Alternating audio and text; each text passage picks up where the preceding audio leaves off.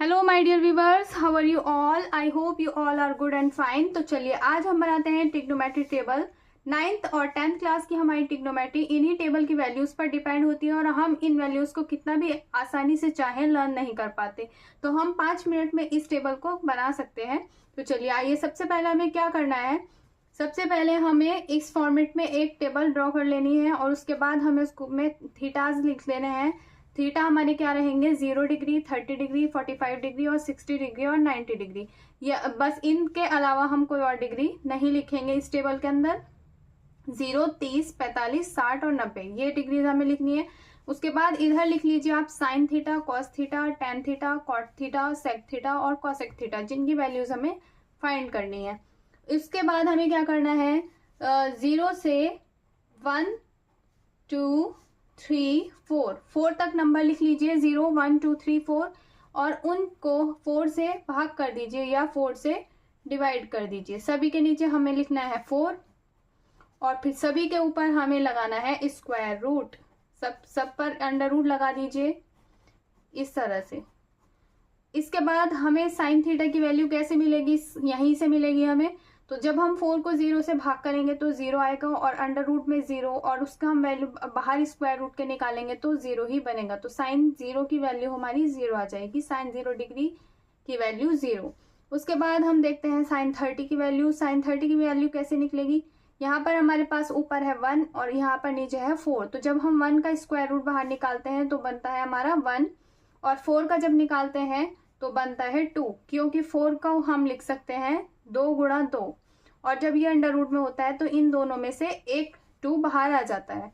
तो यहाँ से 4 स्क्वायर रूट में था तो यहाँ से हमारे पास आया 2। तो साइन 30 की वैल्यू हो गई 1/2। इसके बाद हम निकालते हैं साइन 45 की वैल्यू। यहाँ से हम इसको कैंसिल कर लेंगे, 2 1 जा 2 और 2 2 जा 4, 2 एकम 2, 2 दूनी 4।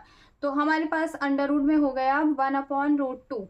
तो 1 का स्क्वायर रूट में से बाहर निकालेंगे तो 1 गुणा 1 हो जाता है, कि कम 1 ही होता है। तो इन दोनों में से एक में से अंडर रूट में से बाहर 1 निकल जाएगा और अंडर रूट में से 2।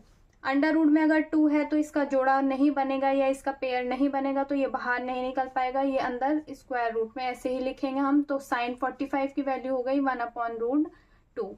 इसके बाद हम देखेंगे साइन 60 की वैल्यू। साइन 60 की वैल्यू के ऊपर लिखा है यहाँ √3/4। तो वही √3 का कोई पेयर नहीं बनता या कोई भी जोड़ा नहीं बनता, तो √3 ऐसे ही लिखा जाएगा और 4 का जोड़ा बनता है 2 गुणा 2। तो यहाँ पर हमारे पास 1 2 आ गया। तो साइन 60 की वैल्यू हमारे पास आ गई √3/2। इसके बाद साइन 90 की वैल्यू, और साइन 90 की वैल्यू निकालने के लिए हमें 4 से 4 को कट कर देना है, 4 एकम 4 और अंडर रूट में रह गया है 1 और जब हम 1 को बाहर निकालेंगे तो 1 एकम 1 से बाहर आ जाएगा 1। तो साइन 90 की वैल्यू आ गई हमारे पास 1।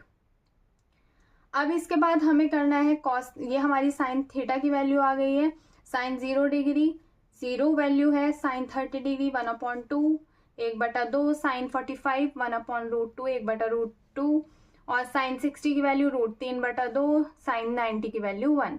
अब हमें करना है कॉस थीटा की वैल्यू। देखो साइन थीटा की वैल्यूज निकालनी ज्यादा थोड़ा सा इसमें ये काम होता है, उसके बाद कॉस थीटा की वैल्यू आसानी से हम फाइंड कर लेंगे। इसका साइन थीटा की का उल्टा या अपोजिट साइड से लिखने पर हमें कॉस थीटा की वैल्यूज मिल जाएंगी। तो साइन थीटा की वैल्यूज ये हैं, इधर से इसको अपोजिट साइड से यहाँ पर लिख दीजिए तो कॉस थीटा की वैल्यू आ जाएगी 1 के बाद है √3/2 यहाँ लिख दीजिए। उसके बाद है 1/√2 यहाँ लिख दीजिए। उसके बाद है ये 1/2 यहाँ लिख दीजिए और फिर है 0। यहाँ से शुरू की हमने और पूरी ये लाइन ऐसे उल्टी यहाँ लिख दी। तो हमारे पास कॉस थीटा की वैल्यू आ गई। इसके बाद है हमारा टेन थीटा, और टेन थीटा का फॉर्मूला होता है sine theta upon cos theta, sine बटे कॉस। तो साइन की वैल्यूज को हमें कॉस की वैल्यूज से भाग करना होगा। तो देखो यहाँ पर हमारे पास साइन 0 की वैल्यू है 0 और कॉस 0 की वैल्यू है 1। तो जब हम 0 को 1 से भाग करेंगे या डिवाइड करेंगे तो उस हमारा आ जाएगा 0। टेन थीटा हमारे पास आ गया 0। अब हमारे पास साइन थीटा की वैल्यू है 1/2 और कॉस थीटा की वैल्यू है √3/2। तो ये हमारे पास इस तरह से हम इसको भाग करेंगे, 4 टर्म हो गई, ये 2 ऊपर चली जाएगी और ये इसके साथ चल जाएगी।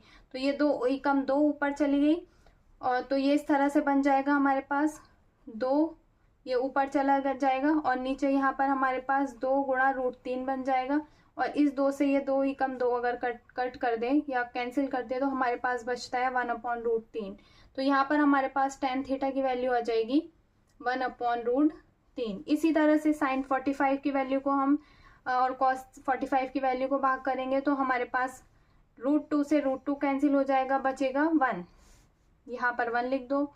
tan 45 की वैल्यू आ गई 1। इसी तरह sin 60 और cos 60 की वैल्यू को जब हम डिवाइड करेंगे तो यहाँ पर हमारे पास 2 से 2 कट जाएगा और √3 बचेगा। तो यहाँ पर हमारी वैल्यू आ जाएगी tan 60 की √3। और जब हम tan 90 की वैल्यू निकालेंगे तो sin 90 और cos 90 की वैल्यू को डिवाइड करेंगे तो यहाँ पर 1 है sin 90 में और cos 90 में है 0। अब देखो 1 और 0 इधर भी था और 1 और 0 यहाँ पर भी है, लेकिन एक डिफरेंस इनमें यह है कि जब हम 1 को 0 से भाग करते हैं तो आता है 0, लेकिन जब हम 0 को 1 से भाग करते हैं तो हमारे पास बनता है इन्फिनिटी। ये एक डिफरेंस है कि 1 को 0 से भाग करने पर आएगा 0 और 0 को 1 से भाग करने पर आएगा इन्फिनिटी या अनंत। तो यहाँ पर अनंत आ जाएगा, इन्फिनिटी। उसके बाद tan थीटा की वैल्यू ये हमारी सारी आ गई हैं। अब tan का उल्टा या tan का अपोजिट ही cot थीटा होता है, तो tan की वैल्यूज ये है, इसको अपोजिट साइड से या पीछे की साइड से यहाँ एज इट इज लिख दीजिए तो cot थीटा की वैल्यू मिल जाएगी हमें। तो यहाँ इन्फिनिटी, फिर उसके बाद है √3, उसके बाद है 1, उसके बाद है 1/√3, उसके बाद है 0। ये हमारे पास cot थीटा की वैल्यू आ गई। तो जैसे हमारे पास cos थीटा की थी हमने, इसी तरह अब ये हमारे पास चारों वैल्यू आ गई। अब हमारा sec थीटा और cosec थीटा बचा है। sec थीटा होता है हमारा फॉर्मूला 1/cos थीटा, तो हमें 1 के अपॉन में cos थीटा करना है। तो 1/cos 0 की वैल्यू है 1, तो 1 एकम 1, sec की वैल्यू हो जाएगी 1।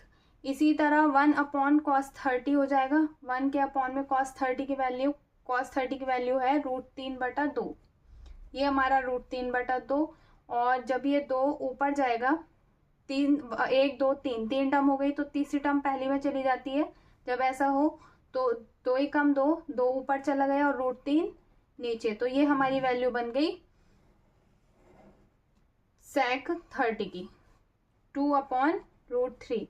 ये हमारी sec 30 की वैल्यू बन गई। इसी तरह से हम इसको 1/cos 45 की वैल्यू करेंगे। 1 के अपॉन में 1/√2 लिख देंगे, √2 ऊपर चला जाएगा तो √2/1। अपॉन में 1 की कोई वैल्यू नहीं होती, हो या ना हो, क्योंकि भाग करने पर वही नंबर आ जाता है। तो ये हमारे पास sec 45 की वैल्यू आ जाएगी √2 यहाँ से।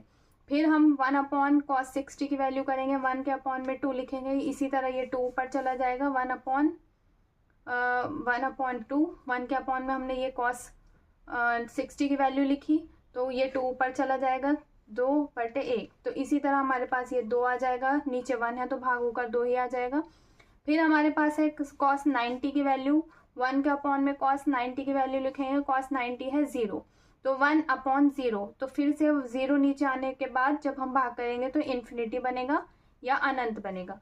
ये हमारी sec थीटा की वैल्यू हो गई। अब हम cosec थीटा की वैल्यू कैसे करेंगे?